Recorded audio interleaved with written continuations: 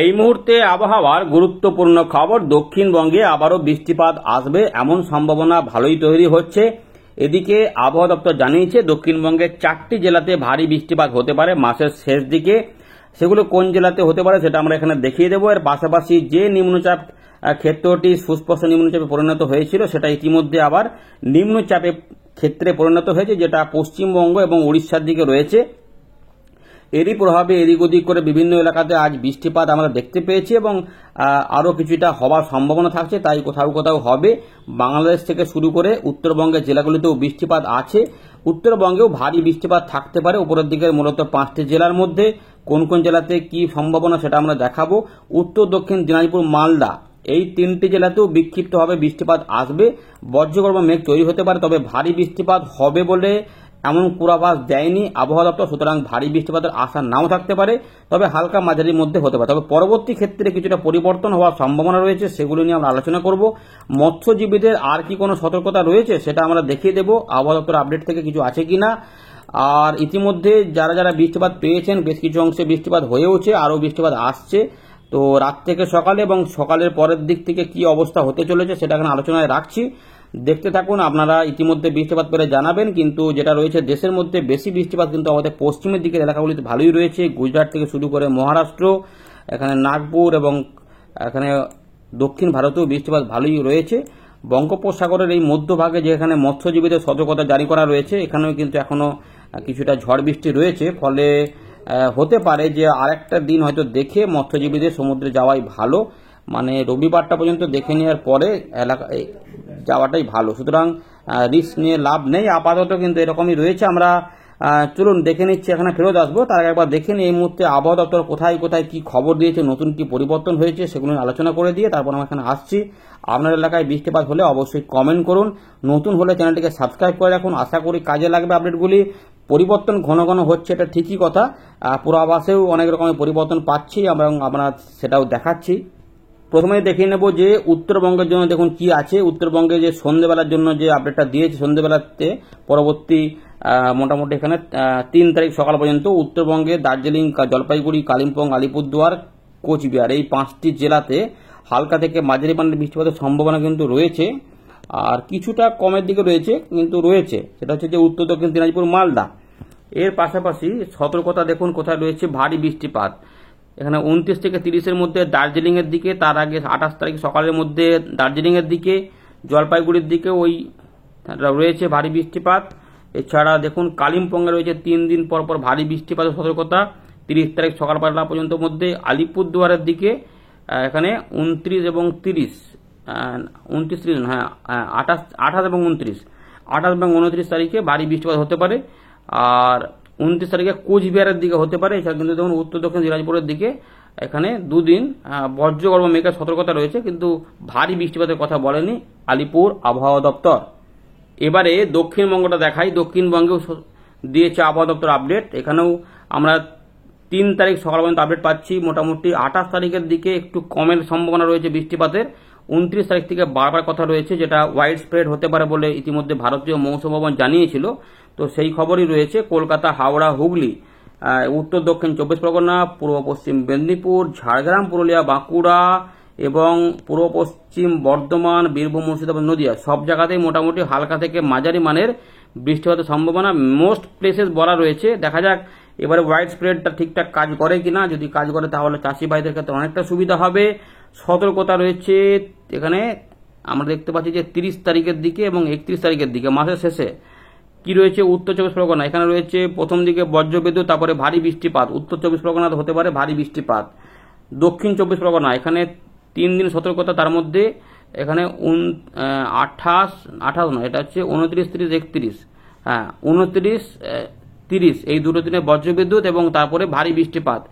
পূর্ব পশ্চিম মেদিনীপুরেও 2 দিন রয়েছে বজ্রবিদ্যুৎ, 28, 29, 30 এবং 31 তারিখে ভারী বৃষ্টিপাত। তার মানে 4টি জেলাতে ভারী বৃষ্টিপাতের খবর পাওয়া গেল। ঝাড়গ্রামের দিকে ভারী বৃষ্টিপাতের পূর্বাভাস দেয়নি, তবে অদল বদল হতে পারে, সেটা আমাদের বলে রাখলাম। পুরুলিয়া, বাঁকুড়া, ঝাড়গ্রাম এখানে 2 মেদিনীপুর, বর্ধমান এদিকের মধ্যে বাঁকুড়া, পূর্ব পশ্চিম বর্ধমানের দিকে 28 তারিখে বজ্রগর্ভ মেঘ হচ্ছে, তাহলে কি ভারী বৃষ্টিপাত হবে না? এই আপডেটে আরও কিছুটা পরিবর্তন হবে বলে সম্ভাবনা কিন্তু রয়েছে, তাই নজর রাখবেন। এবং বীরভূম, মুর্শিদাবাদ, নদিয়া থেকে কোনো সতর্কতা আপাতত দেয়নি, মানে 4টি জেলাতে ভারী বৃষ্টিপাত হবে বলছে মাসের শেষের দিকে। আর যেটা রয়েছে এখানে সতর্কতা মৎস্যজীবীদের জন্য, এখনও যেটা বলছে যে 40 থেকে 50 কিলোমিটার গতিবেগে ঝোড়ো হাওয়া থাকবে পশ্চিম মধ্য বঙ্গোপসাগর এবং সংলগ্ন উত্তর বঙ্গোপসাগর 24 ঘন্টা পর্যন্ত। তারপরে কিন্তু হয়তো আপডেট উঠে যেতেও পারে। এগুলো ফিশারম্যানদের বলেছে যে ডিপ সমুদ্রে না যেতে, অর্থাৎ যেটা 26 থেকে 27 এবং 28 তারিখ পর্যন্ত এটা সতর্কতা আপাতত একদিন করে কিন্তু বাড়াচ্ছে, সেটা আমরা জানিয়ে রাখলাম। তার মানে রবিবার পর্যন্ত সতর্কতার পর হয়তো উঠে যেতে পারে।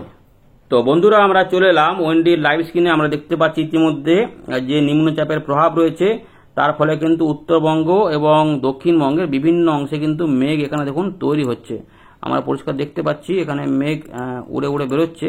সুতরাং মেঘলা আকাশ তো রয়েছে, দেখাই যাচ্ছে, আমাদের দেখাচ্ছে এখানে মেঘলা আকাশ কিন্তু রয়েছে। জলপাইগুড়ি, উত্তর দিনাজপুর, এর পাশাপাশি আরও মেঘ তৈরি হচ্ছে। রংপুর, কলাই, মালদার দিকগুলোতে মেঘ ঢুকছে। এর পাশাপাশি ঢাকা এবং ত্রিপুরা, তার সঙ্গে কুমিল্লা হয়ে বরিশাল, চট্টগ্রামের দিকেও মেঘ তৈরি হচ্ছে এবং সেই মেঘ কিন্তু এই দিকে এগোচ্ছে, অর্থাৎ দক্ষিণবঙ্গের দিকে প্রবেশ হচ্ছে এবং আরও কিছু কিছু মেঘ এদিক ওদিক তৈরি হচ্ছে। ফলে কোথাও কোথাও কিন্তু বৃষ্টিপাতের সম্ভাবনা এখানে দেখা দিয়েছে, যে বৃষ্টিপাত কিন্তু পরবর্তী ক্ষেত্রে কিন্তু এখানে কিন্তু হতে পারে, এখানে সম্ভাবনা কিন্তু থাকছে। তো এখানে অল্প স্বল্প রয়েছে, আরও কিছু তৈরি হতে পারে। আমরা এবার একটু পূর্বাভাসটা দেখে নেব কোথায় কোথায় কি হবে। তো প্রথমে একটু দেখে নিই মৎস্যজীবীদের জন্য যে সমুদ্রে উত্তাপ থাকবে কিনা। তো 27 তারিখ তো দেখা যাচ্ছে এখনো রয়েছে, 28 তারিখ পর্যন্ত দেখে নিচ্ছি। 28 তারিখের দিকে দুপুরের পরে এগুলো কমে যেতে পারে, তার মানে 28 তারিখ পর্যন্ত। 29 তারিখ দেখেন, 29 তারিখে অনেকটাই হালকা হয়ে যাচ্ছে, যার জন্য আপাতত হয়তো 28 তারিখ পর্যন্ত এখানে দেখতে বলেছে যে সম্ভাবনা কিন্তু এখানে রয়েছে যে ঝোড়ো হাওয়া থাকতে পারে 40 থেকে 50। এরপরে আর কিছু হবে কিনা দেখুন, আমরা দেখাচ্ছি পরিষ্কার 1, 2, 3, 4 পর্যন্ত দেখে নিচ্ছি। না, বড় কোনো কিন্তু আপাতত ঝড়ের সম্ভাবনা বঙ্গোপসাগরে সেরকমভাবে নেই, তবে একটু ঘূর্ণি হতে পারে মাসের শেষের দিকে, সেটা স্থলভাগের আশেপাশে দেখা যাচ্ছে। এর প্রভাবে বৃষ্টিপাতের পরিমাণে দেখে কি পরিবর্তন হচ্ছে, পরের 5 দিন গেলাম, পরের 10 দিন গেলাম, অনেকটা পরিবর্তন পাওয়া যাচ্ছে। মিলিমিটারে যদি দেখি তাহলে 180, 150, 70, 170। দেখুন দক্ষিণবঙ্গ সহ এখানে বিহার এবং ঝাড়খণ্ডের কিছু এলাকা ধরে উড়িষ্যা, এই জায়গাগুলোতে কিন্তু বৃষ্টিপাতের পরিমাণে একটু পরিবর্তন হয়েছে। উত্তরবঙ্গেও মোটামুটি 300, আবার বৃষ্টিপাত বাড়বে মনে হচ্ছে। আর আসামের উত্তরভাগেও কিছুটা বাড়তে পারে। এছাড়াও সিলেটের এখানে কিন্তু অনেকটা রয়েছে, বৃষ্টিপাত আসতে পারে। রংপুর থেকে রাজশাহী, ঢাকা, খুলনা, বরিশাল, চট্টগ্রাম, ত্রিপুরার দিকগুলোতেও বৃষ্টিপাত রয়েছে। সুতরাং 100 থেকে 150, 200 পর্যন্ত বা 250 পর্যন্ত এই সমস্ত এলাকাতে বৃষ্টিপাত হবে। বঙ্গোপসাগরের এই এলাকাতেও রয়েছে, সুন্দরবনের দিকেও বৃষ্টিপাতের পরিমাণ দেখুন এরকম পাওয়া যাচ্ছে। তার মানে বৃষ্টিপাতের সম্ভাবনা রয়েছে। দেখে নিচ্ছি আমরা কি পাওয়া যাচ্ছে। ইতিমধ্যে পশ্চিম ভারত, মধ্য ভারতে ভালোই বৃষ্টিপাতের দাপট রয়েছে। নিম্নচাপটা আরেকটু সরে গেছে মনে হচ্ছে। এবারে যে পূর্বাভাসগুলো ছিল এগুলো বিক্ষিপ্ত হবে, সেগুলো হয়েওছে এদিক ওদিক করে। এবার 28 তারিখ এই রাতেও কিন্তু উত্তরবঙ্গে বৃষ্টিপাত বাড়বে। মেঘ ইতিমধ্যে তৈরি হচ্ছে জলপাইগুড়ি, দার্জিলিং, কালিম্পং, আলিপুরদুয়ার, কোচবিহার এখানে এবং উত্তর দক্ষিণ দিনাজপুর, মালদার আশেপাশে কিছু এলাকাতে হালকা থেকে মাঝারি মানের বৃষ্টিপাত ইতিমধ্যে কিন্তু হবে এবং কোথাও কোথাও ভারী বৃষ্টিপাত হতে পারে। এবং আসামের এই এলাকাগুলিতেও বৃষ্টিপাত থাকতে পারে, উত্তর তেজপুর, এখানে গুয়াহাটির উপর দিয়ে ডিব্রুগড়ের কাছাকাছি পর্যন্ত হতে পারে এবং কিছুটা মেঘালয়ের আশেপাশেও বৃষ্টিপাত থাকতে পারে। ফলে কিছুটা সিলেটের দিকেও আসতে পারে রাত থেকে সকালে এটা। তবে আমরা যেটা বলে রাখি, রাত থেকে সকালের মধ্যে দক্ষিণবঙ্গের কিছু এলাকাতেও হালকা বিক্ষিপ্ত হবে, হালকা বৃষ্টিপাত কোথাও কোথাও কিছুক্ষণে নেমে যেতেও পারে। এবার 28 তারিখে বৃষ্টিপাত একটু কমে যাবে, কিন্তু দুপুরের পর থেকে কোনো কোনো এলাকাতে দেখুন এই এলাকাগুলিতে 2-1 জায়গাতে হালকা থেকে মাঝারি মানের যে বৃষ্টিপাত, মেনি প্লেসেস বলা রয়েছে, মোস্ট প্লেসেস বলা নেই, তাই কোনো কোনো এলাকাতে হতে পারে। সম্ভাবনা থাকছে কলকাতা, হাওড়া, হুগলি, 24 পরগনা সহ নদিয়া বা বর্ধমানের আশেপাশে, হুগলির দিকে এবং ঢাকা কিছুটা, এখানে খুলনা বিভাগে এদিক ওদিক করতে পারে। উড়ো উড়ো মেঘ হবে, ছেঁড়া ছাড়া মেঘ হতে পারে, তাতে কিছুটা বৃষ্টিপাত পাওয়া যেতেও পারে। পরিবর্তন হবে 29 তারিখ বা 30 তারিখ রাতের দিক থেকে। 29 তারিখে হবে, 29 তারিখে কিছুটা বৃষ্টিপাত ঢুকবে আস্তে আস্তে এগুলোতে। এই যে মেদিনীপুর সহ এখানে রয়েছে, এখানে ঝাড়গ্রাম, কলকাতা, হাওড়া, হুগলি, 24 পরগনা মানে উপকূলবর্তী জেলাগুলিতে কিছুটা সম্ভাবনা বেশি। ঝাড়খণ্ড এবং উড়িষ্যাতেও এদিকটা করে কিছু হতে পারে। বাংলাদেশেও কিছুটা বৃষ্টিপাত থাকবে। 29 তারিখে দেখুন এইভাবে কিন্তু রয়েছে, উত্তরবঙ্গও রয়েছে, উত্তরবঙ্গে ভারী বৃষ্টিপাত থাকবে। তবে 29 তারিখ রাতের পর থেকে একটা পরিবর্তন পাওয়া যাচ্ছে, যদি সেটা হয় তাহলে ভালো।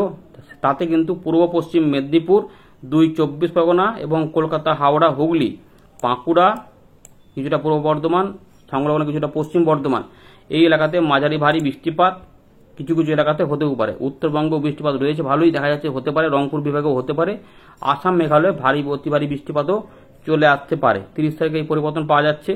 30 তারিখ রাতের পর থেকে একটা পরিবর্তন হবে, যেটা হোয়াইট স্প্রেড রেনফল হবে সম্ভাবনা থাকছে, যে দক্ষিণবঙ্গের ম্যাক্সিমাম জায়গাগুলোতে এবং বাংলাদেশের খুলনা, বরিশাল, চট্টগ্রাম নয়, বরিশাল এবং ঢাকা বিভাগের দক্ষিণ পশ্চিম দিকে বেশ কিছু অংশে, ঝাড়খণ্ড সহ মাঝারি ভারী বৃষ্টিপাত হতে পারে। সুতরাং এই বৃষ্টিগুলো কিন্তু হতে পারে এবং বীরভূম, মুর্শিদাবাদ, নদিয়া, মালদার দিকেও এই বৃষ্টিপাতটা আসতে পারে। সুতরাং মাসের শেষের দিকে মালদার দিকেও চান্স একটা থাকছে, রাজশাহীর দিকে কিছুটা হতে পারে, বিহারের দিকে হতে পারে। উত্তরবঙ্গে ভারী বৃষ্টিপাতও, অতি ভারী বৃষ্টিপাতও হতে পারে। এবং ওই একই সময়ে দক্ষিণবঙ্গে দেখা যাচ্ছে যে আমাদের পুরুলিয়া থেকে শুরু করে পশ্চিম বর্ধমান হয়ে বাঁকুড়া, ঝাড়গ্রাম, 2 মেদিনীপুর সহ কলকাতা, হাওড়া, হুগলির দিকেও বৃষ্টিপাত বাড়তে পারে। এবং বাংলাদেশের ঢাকা, খুলনা, বরিশাল, তার সঙ্গে চট্টগ্রামে কিছু এলাকা ধরে আবার এই পুরো এলাকাতে একটা বৃষ্টিপাতের পরিবেশ তৈরি হতে পারে। তো এটা ভালোই রয়েছে।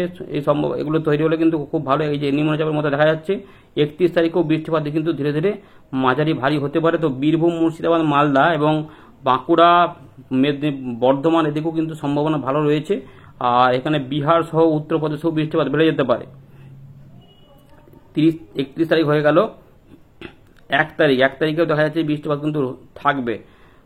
বাংলাদেশে খুলনা, বরিশাল, সাতক্ষীরা, লহগড়া, যশোর এগুলোতে বৃষ্টিপাতের পাশাপাশি এখানে উত্তর দক্ষিণ 24 পরগনা, নদিয়া এবং কলকাতা, হাওড়া, হুগলি আর এই এলাকাগুলিতেও বৃষ্টিপাত দেখা যাচ্ছে হতে পারে। উপকূলবর্তী জেলাগুলিতেও সম্ভাবনা থাকে। সুতরাং এই সময়কালে একটু ভালো বৃষ্টিপাতের সম্ভাবনা পাওয়া যাচ্ছে। এরপরে 1 থেকে 2 এই সময়তে বাংলাদেশে ভারী অতি ভারী বৃষ্টিপাত হতে পারে এবং ত্রিপুরার দিকে একটা প্রবল বর্ষণের সম্ভাবনা দেখা যাচ্ছে, সম্ভাবনা পাওয়া যাচ্ছে। তার মানে এই এলাকার মধ্যে সেটা চট্টগ্রাম হতে পারে, মিজোরামে একটু যেতে পারে, বা ঢাকা, সিলেটের দিকেও কিছু কথা এলাকাতে হতে পারে। মানে এই এলাকাতে একটু বৃষ্টিপাতটা বেড়ে যাবে। এর পাশাপাশি খুলনা, বরিশাল এবং আমাদের পূর্ব দিকের জেলাগুলির দক্ষিণবঙ্গেও সম্ভাবনা থাকছে বৃষ্টিপাত হতে পারে। এবং এই ভারী বৃষ্টিপাত কিন্তু সিলেট হয়ে, ঢাকা হয়ে বাড়তে পারে। তা ভালো, যদি এটা হয় তো আরও ভালো।